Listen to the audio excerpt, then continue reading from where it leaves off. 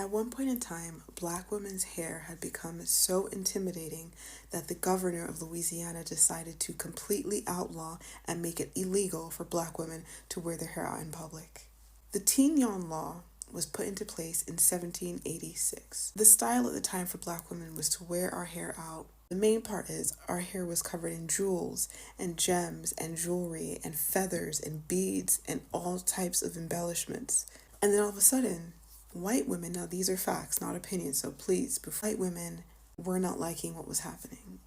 There was an animosity that was tangible in the air, okay? White women were going to the local newspapers, who were then going to the governor, complaining that the autonomy was beginning to upset the local white women. And the governor already had a little bit of tension towards black women. He was quoted as saying that black women had too much luxury in their bearing, meaning they were too haughty, they were too self-assured, they were too confident with who they were as people. So he had no problem with putting this into law. The Tignon Law basically stated that black women were not allowed to be seen out in public with their hair. They had to wear a knotted headdress, so a headscarf with a big knot in the front, or a handkerchief. So you know what happened next. Black women followed the rules, and we started to wear headdresses and handkerchiefs.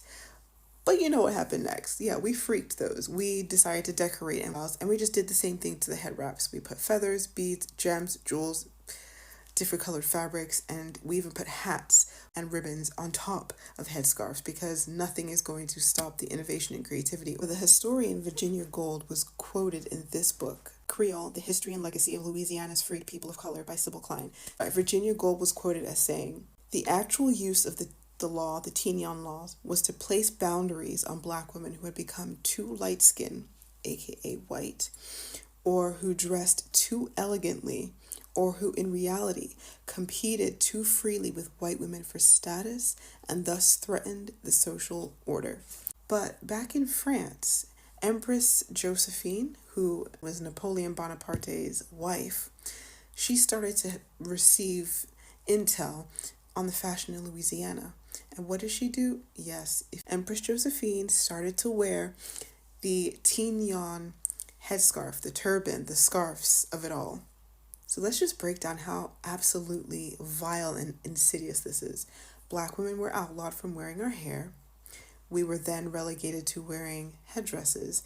And now an empress over there is now wearing our mandatory headdress as a fashion statement. And it was wasn't coined. People started calling it haute couture, high fashion. Where else have we seen that? Exactly. When black people do something, it's seen as ghetto. When everyone else does it, it's alternative, elegant, classy. This is nothing new. It's just history repeating itself. All I gotta say is our hair will always be our crown and glory, no matter what anyone tells us what to do, however we choose to wear it. There is innovation there. I'm gonna keep saying it, innovation and creativity and inspiration. It's trendy, it's beautiful, it's cool, it's unique. It brings in curiosity, which just lets you know that black women's hair is political, whether we choose for it to be or not. Okay, bye.